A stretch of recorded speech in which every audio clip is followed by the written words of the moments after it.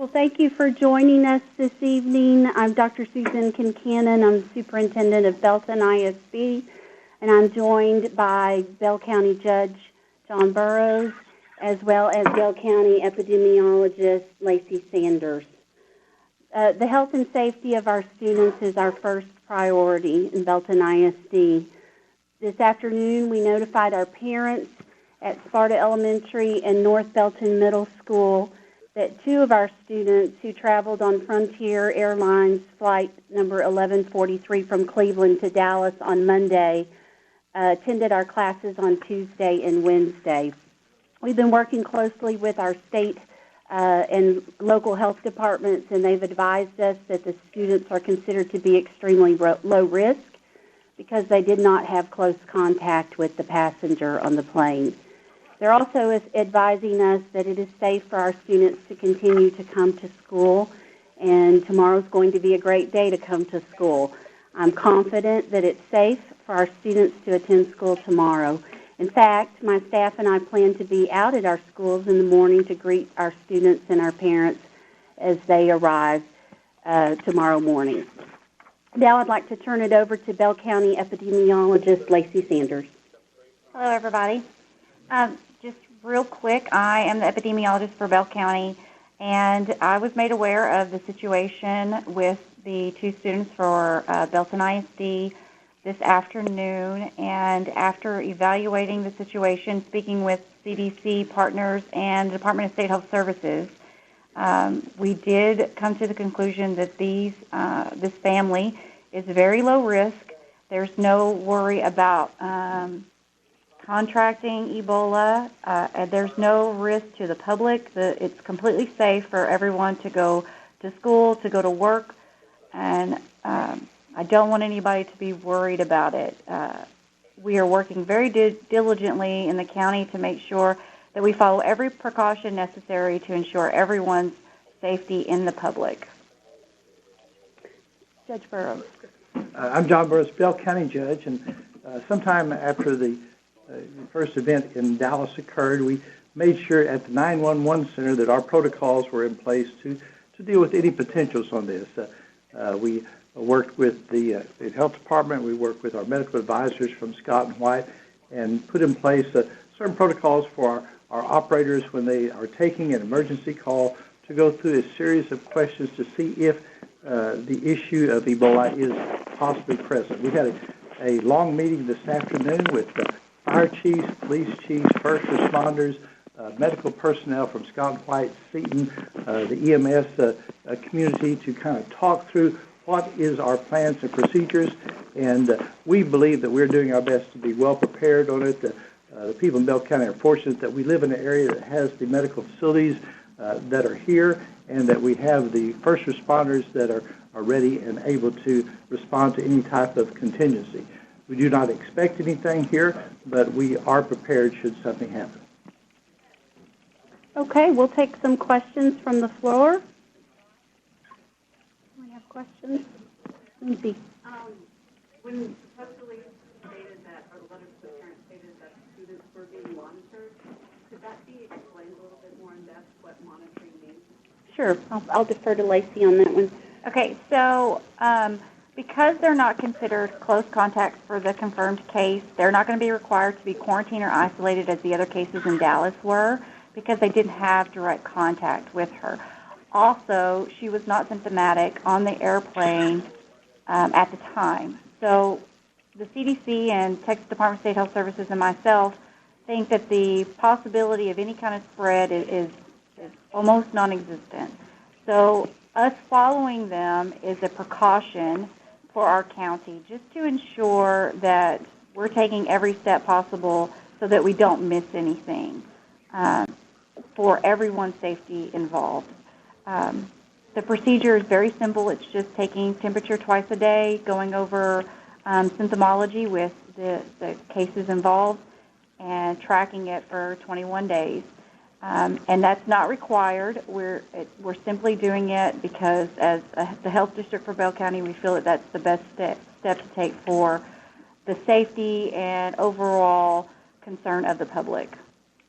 Will these students be allowed to return to school or slow down have to stay home during that 20 days? Yes, they will be in school. They're not required to be isolated or quarantined. So we're not looking at any of that.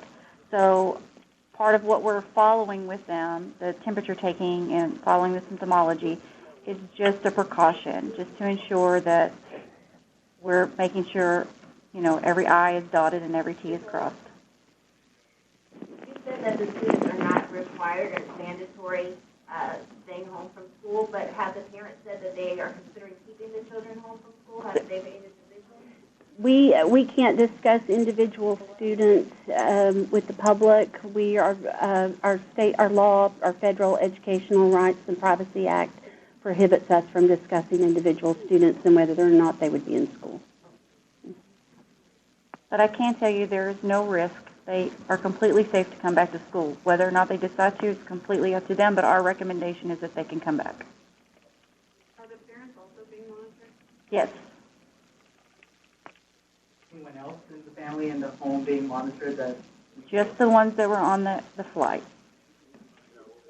So we know the mother, the father, the 2 children. Mm-hmm. Anyone else? No? Not that I'm aware of. Pet? Not that I'm aware of. Question in the back. Who is exactly going to be monitoring these students? Is it going to be Belton ISD nurses, or is that going to be who else will be doing that? It's kind of a joint effort. I'm the only epidemiologist for Bell County, so I could be spread a little thin.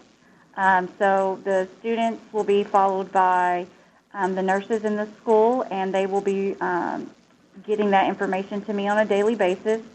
So they will be in close contact with me, and if anything changes, they will be contacting me as soon as possible, and I will be taking care of the adult cases. I know you said that it's pretty much safe for the students, other students to return to school tomorrow and for the day to come. But what if the parents are just, aren't you, they don't feel safe or they feel concerned, they don't want the kids just yet? Sure, those are individual decisions that families make for their children. We do encourage our kids to come to school, and we do feel that our schools are safe, and we have heard from our local officials that the risk is very low and that our students are safe. And while the monitoring continues, Lacey, 100% confident that these kids are low risk or just? Yeah, I'm 100% confident they're low risk.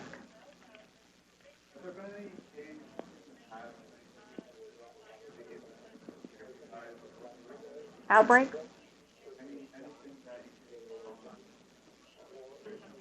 I deal with outbreaks on a daily basis. We've had some pretty large outbreaks in Bell County over my course of being the epidemiologist for Bell County. We've had pertussis outbreaks, which require isolation for people that are confirmed to be at home for 5 days, working with the schools to get antibiotics out to cases. So I'm very familiar with working outbreaks. And the school is very familiar with outbreaks as well, and we work closely with the health department, and we have worked on pertussis together. We've worked on swine flu together as well. And certainly our first responders are prepared, and our medical facilities are prepared. They have protocols in place on how to deal with these type of issues. And so they have reviewed those here recently to make sure that we are as prepared as we can be, but we're forced, again, to live in an area where we have the medical facilities that we do and the equipment that they have and the expertise that they have. And so we're fortunate to be here in Bell County. And where do the parents work as students? Here in Belton or? I'm not familiar with where the parents work. Do you know if they've been to work the last 2 days after? I'm not aware if they have or not. But even if I did know where they worked, that's not information I can release. Would we have to monitor them tomorrow if they go to work? Are you talking about the people that they work with, or just them? Yeah, while they're working, that they work with. I wouldn't have to monitor anyone that they work with. The monitoring of them is making a phone call in the morning and making a phone call in the evening and having them self-test their temperature and asking them questions about symptoms. So it's more of a self-reported system. By minimum. Mm-hmm. Because they are very low risk. If they were high risk, it would be different. How we deal with the situation would be different if they're low risk. So we were traveling as a family? Yes, they were traveling as a family. Both parents and the 2 kids? Yes. Okay, we'll take questions from the phone. We are on a conference call, so I'll turn the volume up. Yes, this is David Scott with a question. Should it arise that one of these students or someone else does need to go to the hospital for further care, what medical facility would that be? Scott and White has been designated as the facility in this area to receive any possible Ebola or suspected Ebola patients. Is that in Waco? Nope, that's in Temple. Okay. Jamie Garrett here with KTEM News. Just wondering what the typical turnaround between first arrival of symptoms of Ebola to full-blown hospitalization. If she had no symptoms Monday on the plane, yet was checked into the hospital on Tuesday, that seems like a pretty quick turnaround from first onset of symptoms to being hospitalized. Is that a typical turnaround? She checked into the hospital with a low-grade fever. Normally, we see people checking in with 100 or greater, but because she had direct contact with a confirmed case, and it was stressed that if she had any kind of symptoms that she needed to come in. As far as I'm aware, the only symptom that she had was a low-grade fever. There were no other symptoms associated with her other than that. But it all depends on how fast you develop symptoms. All of that is based on your immune system and how well your immune system functions. And everybody's individual, so that means that there is going to be an individual amount of time before you present with symptoms. But the average symptom onset for people with Ebola is 8 to 10 days, with a maximum of 21 days. Next question. Hi, yes, this is Kalili Bian with KXAN News. I was calling a message for the superintendent. I was wondering, are you guys expecting a low turnout in attendance tomorrow due to potential parents being scared that the kids will be allowed back to school, and how you guys will address that in the morning? Sure. We anticipate, of course, that some students, parents will want to keep their students at home. However, we're encouraging parents to send their children to school, and we'll be monitoring that closely. Will students and parents that decide to keep their students home from school, will those students be excused from the absence, or will this be an unexcused absence given the circumstances? We have not made any decisions about whether or not absences will be excused or unexcused.